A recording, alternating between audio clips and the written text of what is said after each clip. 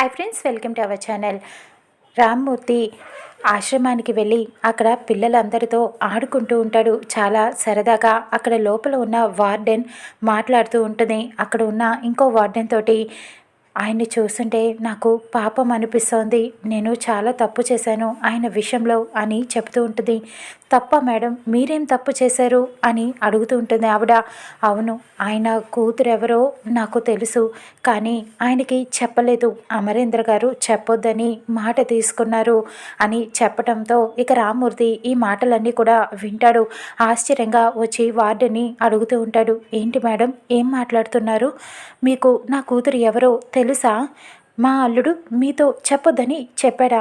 ఎందుకు చెప్పండి మేడం అని అడుగుతూ ఉంటాడు. కానీ వార్డెన్ మాత్రం నోరు విప్పదు, అలా మౌనంగానే ఉండిపోతుంది. ప్లీజ్ మేడం చెప్పండి అని బ్రతిమలాడుతూ ఉంటాడు రామ్మూర్తి. కానీ ఎంత బ్రతిమలాడినా రామ్మూర్తి అడిగినా చెప్పదు వార్డెన్. అర్థమైంది మేడం, మీరు ఎంత అడిగినా చెప్పరు, నాకు తెలుసు, నేను వెళ్ళి మా అల్లుడినే నిలదీస్తాను అని చెప్పి ఆవేశంగా అమర్ ఇంటికి రామ్మూర్తి వెళ్తాడు. అక్కడ అమర్ తన గదిలో అరు ఫోటోని పెట్టుకొని అక్కడే అస్థికలు పెట్టి దీపం పెడుతూ ఉంటాడు. అమర్ పక్కనే నుంచొని ఇదంతా చూసి బాధపడుతూ ఉంటుంది. అరు జ్ఞాపకాలని గుర్తు చేసుకుంటూ ఉంటాడు. రామ్మూర్తి ఆవేశంగా అమర్ని వెళ్ళి నిలదీస్తూ ఉంటాడు.